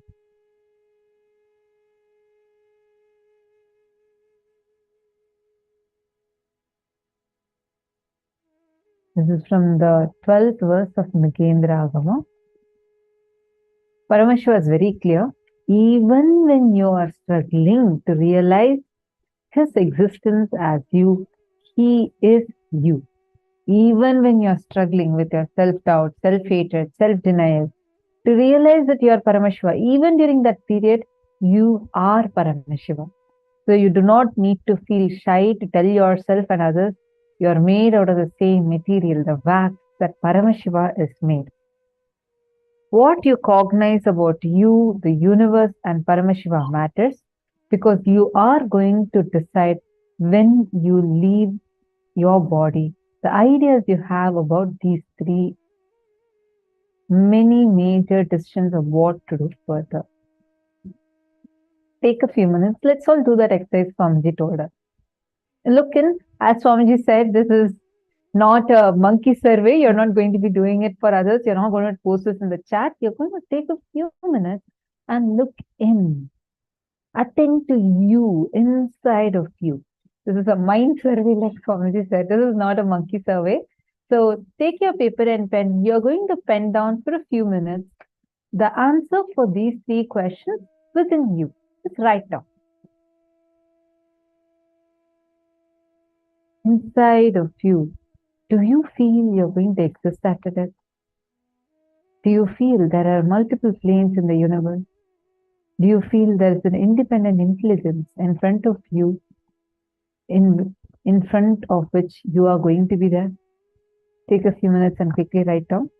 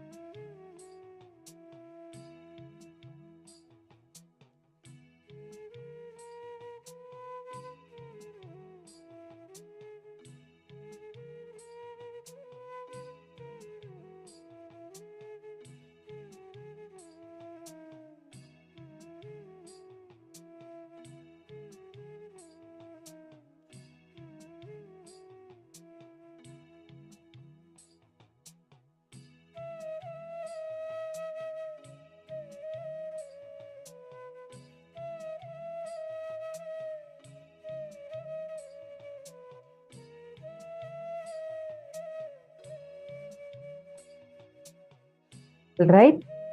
I hope all of you have finished writing the answer for these three questions. Done? You don't need to post it in the chat. If you know you are manifesting, it is celebration. If it is not celebration, you are manipulating your own manifestation. The number of decisions you take and actions you do based on the cognition strengthens those cognitions. Take a few minutes to internalize it. Many times it is, see, the moment you start cherishing a particular cognition, what does that mean? Every time you take a decision from a particular cognition, that decision strengthens the cognitions further strengthen the decision. It becomes more of a strong, powerful cognition inside of you. Take a few minutes and post in the chat now. How many of you are understanding this? And can you all share one experience of you where, okay, Christine Jones has asked a question. What does becoming many mean? Christine Jones. Now all of us are there. So many of you, you are there, I am there, she is there. Each one of us are there as different manifestations of Paramashiva. Right? Now, Paramashiva describes how he manifested as all of us to enjoy himself, to celebrate himself. That is why it says, Ekoham Bahushyamaha. Let me become many, let one become many to celebrate my existence. That is why every time you remind yourself that you are Paramashiva and even declare, see, because of our self-doubt, self-hatred, maybe we won't even be having the guts to declare, but saying, whether I cognize now or not. Swamiji has told that even when I go through the worst phase of mine, even I might be struggling with my own delusions or incompletion, self-doubt, self-hatred, even at that time, Swamiji said, I am still Paramashiva. So from that, I declare, let this become a reality. It will become a reality. Paramashiva will rush to you to make what you want happen. So understand, cherish those powerful cognitions. Hold on to those powerful cognitions. It will empower you. And that is the reality. Whether we understand or not, it is the reality. But whenever you say, see, when you say that, actually there's a story where Guru initiates a disciple and says that, see, you are Brahman and everything around you is Brahman. So your consciousness, everything around you is consciousness. And the disciple, the session is over, he goes to the market, he's walking, and all of a sudden, all the people are all running around. They're all saying, go away, go from this way, go from this way. And mad elephant is running and coming towards this side. Elephant has gone mad, it is coming, running and coming towards this side. And this fellow goes, he says, no. My guru has told me that everything is Brahman. So I can't go from here. I'm going to stand. That is also Brahman. The mad elephant runs and comes and takes him in his trunk and throws him away. Then this fellow is shocked. And he goes and asks his guru that, what is this? You told me that everything is Brahman, but then why did the elephant come and harm me? The guru says, look, I have told you, I was teaching you, but it has still not become a powerful cognition in you. Only when it becomes a powerful cognition, you will be able to actually use that as a thing to stop the elephant. But for us, you don't need to wait for that. Because when Paramashiva has come down as Guru, he says, come on, don't worry that the elephant may not listen to you because the powerful cognition has not become your experience, but declare and stand there and say, whether I know it or not, my guru has told that here, you are Brahman, I am Brahman, so you cannot harm me. When with that cognition, because my guru told I am standing here, guru will rush and protect you. That is the shield that Swamiji has given to us. You don't need to wait for it to become your experience. Declare, because it is Swamiji's experience, it will simply manifest as your own experience. And that's the power, that's the powerfulness that you can carry as Swamiji's disciple. This is the difference. And that is why Swamiji had told, just listening to that truth that Swamiji revealed, even at the time of your death, even if you don't understand, Swamiji will come, repeat this exact same satsang. You will listen to a replay at the time of you leaving the body, and Swamiji will come and repeat the whole thing again for us till we catch it. When you leave it, saying whether I understand it or not, it might not be my experience at this moment. It might not even be my cognition. I may not even understand it. But because Swamiji told it, let me apply these teachings. The moment you enable that, the moment you give that cognition to yourself, Swamiji will come and Swamiji will give you that as your experience at the time of need. When exactly you need it, Swamiji will himself manifest that as an experience for you. How many of you here are like that? Like where you've seen at least one situation in your life, automatically it was like a cognition in you, hey, Swamiji told it, so I'm going to do. And you saw you were successful in it. Who all have had this as an experience? please take a moment and share it in the chat.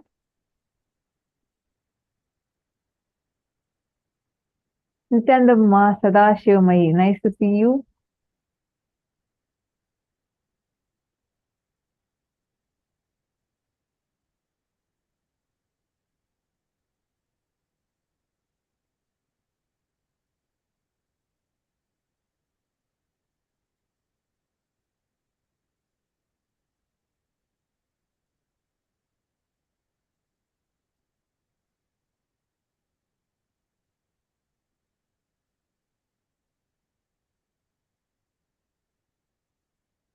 Oh, sorry, Ma Priyesha, I'm sorry, I just saw your question. Ma Priyesha, is there? I just saw your question where you were saying, when time dimension does not operate on me, does that mean I'm eternally 16? Well, Swamiji had said, see, it is you choosing the quality of eternally 16, all the qualities, and taking that and making it eternal. Whether time acts on you or not, you will continue to exist as eternally 16.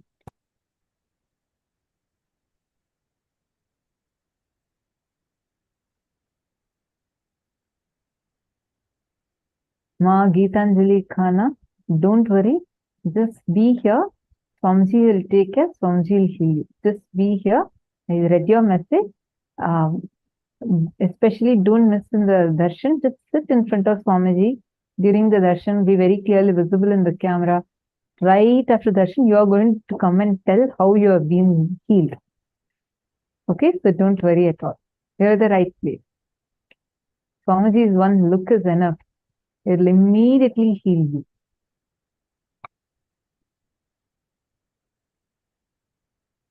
All right, come on. Now, I request all of you, take a few minutes and share. How any one experience of yours where you felt like because you declared, Swamiji has told, so I will be able to do. You were just like that able to do it. Like Swamiji made it happen for you, whether it was your experience, the cognition was your experience or not. Doesn't matter if I catch the cognition or not. Doesn't matter if I experience the cognition or not. Doesn't matter if I'm still struggling from this cognition. My Guru has told, my Guru has experienced it. Absolutely. And Mahongli Wong also add one more statement to it. Say that because he has told, now it will be my experience also. Because whether you experience it or not, his experience will become your experience. Lovely cognition. Thank you so much for posting. All right, now let's all enter into power manifestation. Are you all ready? So joining us here, we have Ma Nithya Shambhavananda, who is going to be guiding us to the next round of power manifestation.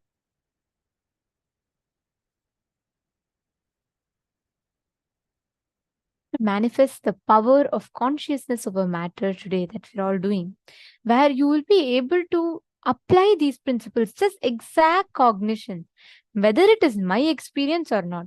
Swamiji has told it is possible for me, and therefore it is possible for me. And let me manifest it because it is Swamiji's experience. Swamiji will give that as in my experience. If you just understand this one thing and declare this as a cognition, you will see immediately it will manifest as power.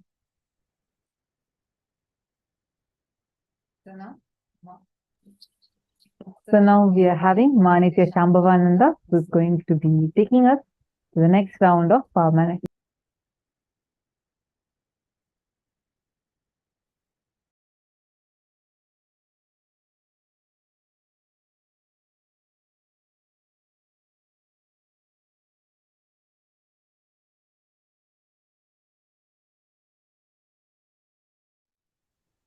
Transition. Now, let's continue with the power of consciousness over matter. So we had started starting with moving a needle in water in the first round today. So let's continue the same power. Let's continue with moving the needle in water. You can keep a small twig or a grain of rice, anything that will float at the top, at the surface of the water. In this round, what you're again going to be doing is moving the needle or the twig on the surface of the water as per your will. So if you say right, it should move right, and if you say left, it should move left.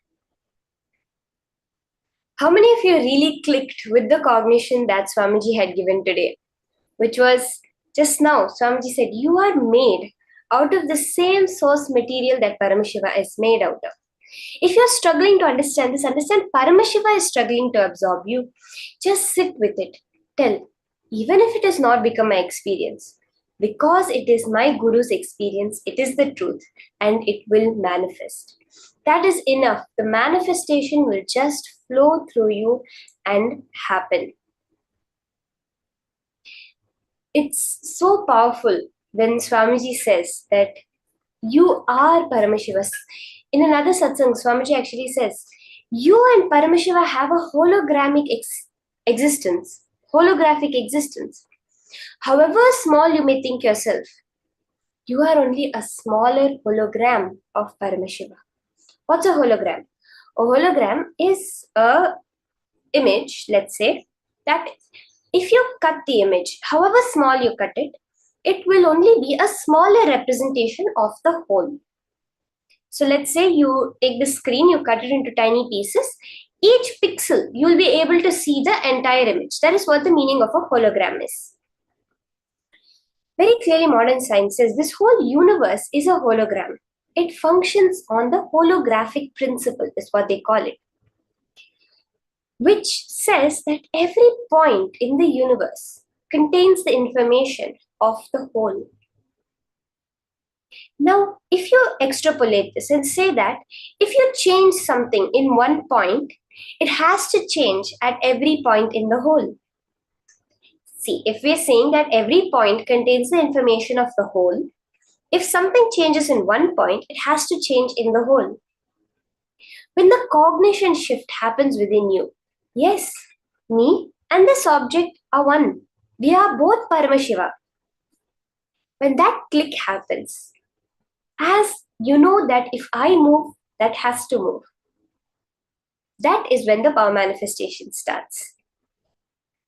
So shall we get into it? I request all the participants, you can set up your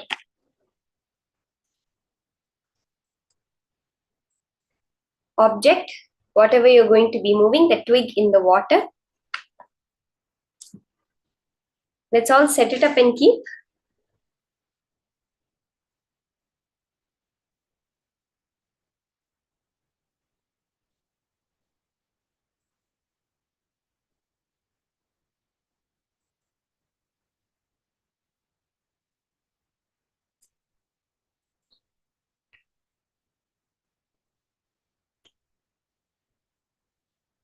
Once you have set up the whole thing, now you're going to make an intense will. Sit. Clearly say, I am Paramashiva. That ultimate. See, I may not understand who you are, Paramashiva. I do not know how you look. I don't know where you are. I don't know how you are. I know my Guru has said that you are the ultimate. I am Paramashiva. I am you. You are me. Now, as Paramashiva, if my will now manifest as reality, when the shift happens within, the movement will happen outside. From that clarity, sit and do clearly exactly what Paramashiva says. Withdraw your sight from the object, close your eyes. Withdraw any thoughts and impressions of it, dissolve it. It is not there anymore. Only hold Paramashiva in your inner space. Sit as Paramashiva. Chant the Mahavakya, Om Nithyananda Paramashivoham.